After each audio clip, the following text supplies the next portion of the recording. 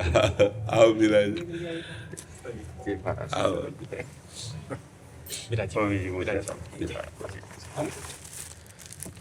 राम कथा करवाई थी अच्छा, दिल्ली के पारस मंडप में। अच्छा। विश्व शांति केंद्र जो बना है भारत का पहला, और यूक्रेन और रशिया का जो विवाद चल रहा है, आज आपसे खास दुआ लेने आया हूँ कि वहाँ जाकर के उसके समाधान के लिए हम प्रक्रिया में आगे बढ़ रहे हैं। तो आप जैसे पवित्र संतों के साथ जो अध्यात्म शक्ति ही एक ऐसी है जो पूरे विश्व को जोड़ सकती है। बिल्कुल ठीक कह रहे हैं। अध्यात्म शक्ति, और जिनको अध्यात्म का परिचय नहीं, इंद्रिय भोगों की पशुता में लगे हुए हैं, उनमें तो राग द्वेष रहता ही है। जब तक हम अध्यात्म शक्ति को जन जन के हृदय में जागृत नहीं कर पाएंगे, तब तक शांति नहीं प्राप्त हो सकती।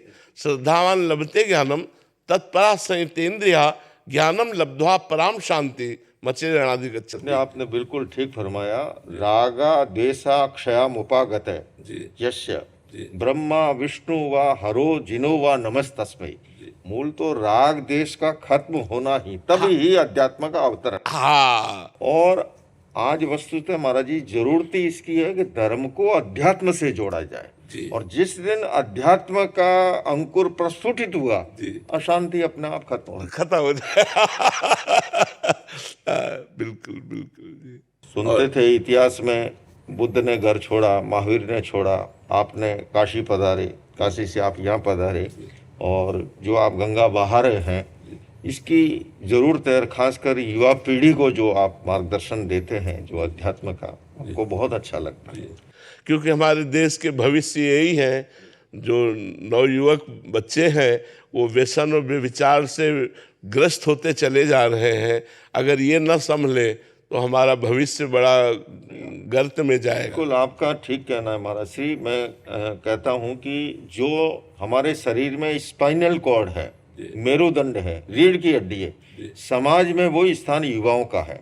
मेरुदंड अगर लड़खड़ा जाए पूरा शरीर डाउन हो गया। और हमारी युवा पीढ़ी जो है अगर वो पतन के रास्ते चली गई, तो इसलिए ये जो दिए और तूफान की लड़ाई है संस्कृति और अपसंस्कृति की, तो उसमें आपका जो मार्गदर्शन है वो महत्वपूर्ण है। और उसी की आज इस देश को जरूरत है, दुनिया को जरूरत है।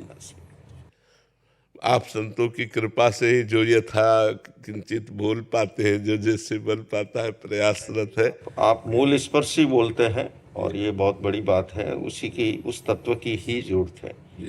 जब मैंने लोगों को पता लगा कि एक जैन मुनि राम कथा का आयोजन कर रहा है, तो जो लोग नहीं जानते हैं उन्हें कुछ, अरे जैन मुनि ऐसा इतिहास में कभी नहीं हुआ। मैंने कहा राम जी का वो स्थान है जैन धर्म में जो आदिनाथ भगवान ऋषभ का है या महावीर का है, उनको भी मोक्षकामी माना।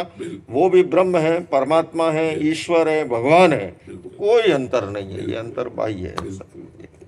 देखो, हमें लगता है कि चाहे जो संप्रदाय हो या चाहे जो धर्म हो, जब ये बात समझ लेगा कि परमात्मा एक है, फिर तर्क या द्वेषात्मक भाव या किसी की अवहेलना, इन शब्दों का कोई स्थान नहीं रह जाता है। और जब तक एक का अनुभव नहीं होगा, तब तक नानात्व में भ्रमित होने वाला न ज्ञानी है, न वो महात्मा है। महात्मा तो वही है जो वासुदेवा सर्वमिति, सब जगह एक ही परमात्मा को देखता है। आए तुले पयासु, आत्मवत एक दृष्टि से, जो आपने कहा यही प्राकृत का महावीर वाणी का, आए तुले पयासु, अपने आत्मवत जो है सबको एक दृष्टि से। बिल्कुल बिल्कुल। तो जो भी जितने भी बड़े महात्मा हुए हैं उनका अनुभव भी यही हुआ है। हाँ, उनका अनुभव ही, उन्होंने कभी पंथ संप्रदाय मजहब की बात ही नहीं। आप देखिए, हाँ, कषाय मुक्ति किल मुक्ति रहे। मुक्ति क्या है? बोले कषाय से, क्रोध मान माया लोभ, इससे मुक्त हो जाना मुक्ति। सोई उज्जूय भूयष्ट धम्मो शुद्ध सचिट्ठई। धर्म का पात्र कौन? जो रिजु है, पवित्र है, निर्मल है।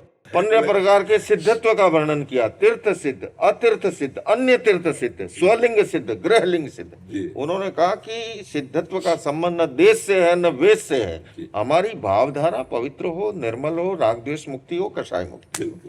तो धर्म का तो शुद्ध स्वरूप है महाराज श्री, आप उसी को आगे बढ़ा रहे हैं। मैं बराबर देखता हूँ दूर बैठे भी ये आपके जो सिस्टम संसाधन से, तो बहुत अच्छा लगता है कि आज हमारी युवा पीढ़ी ये जो दिए और तूफान की लड़ाई है महाराज जी, संस्कृति और अपसंस्कृति की, है ना, उस बीच में, अब ठीक है आप और हम रामकृष्ण तो नहीं है, वो सूर्य महासूर्य थे, पर एक दिया बन करके टिमटिमाना और उस दिए और तूफान की लड़ाई में दिए को नहीं बुझने देना, वो बड़ा महत्वपूर्ण काम कर रहे हो। तो आज हमारा बहुत ही हमको अच्छा लग रहा है कि, है ना, हमें भी बड़ा सुख मिला, आप कृपा करके दर्शन दिए आकर के, बड़ी कृपा है।